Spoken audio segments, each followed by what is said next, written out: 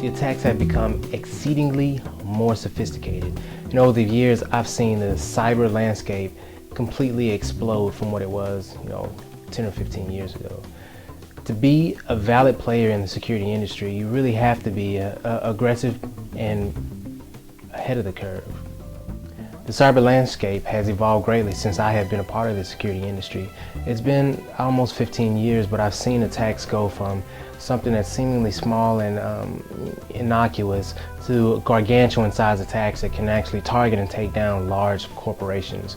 There's a lot of backlash that comes along with it, a lot of things that businesses have to be held responsible for. So I've seen compliances rise to a whole new level when it comes to making sure that you're able to do business electronically. Electronic business has completely taken over. In order to maintain your relevancy in the security space, you have to always be one step ahead, thinking about the next move and trying to cover as much landscape as you can in a single breath.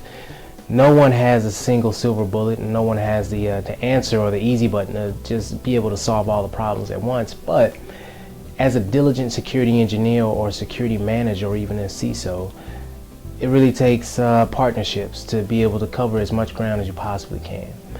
I think what's offered, from a consultative perspective is something that can actually propel businesses into the next level and kind of change the landscape into their favor. Hackers are always going to be combative. They're always going to be just as innovative as we are from the positive side of the security infrastructure. But we have to always give our best effort. And that's what I do. Try to grow the security infrastructure, the whole security industry, build programs, practices, and methodologies around it that allow us as the good side of security, the good side of the internet, to be able to make the world a safer place for all the users. I put a lot of focus and attention on not just the things that are low-hanging fruits, but actually putting intelligence behind the attacks and really just trying to make the whole cyber landscape safer for all of us, because cybersecurity is a warfare. We are the good guys. The bad guys are just as intelligent and even just as funded in some cases. They say sometimes for a superhero to prove his valor, something bad has to happen. And in order for me to have worn my cape as many times as I had, I've been able to fly in and rescue some corporations and individuals from some very sticky situations and things that really seem like daunting tasks to overcome. But nonetheless, taking it the next step and actually giving them the remediations and then also empower them with advanced security controls that can kind of help prevent a lot of the hacks and attacks and things that could cripple a business ahead of time.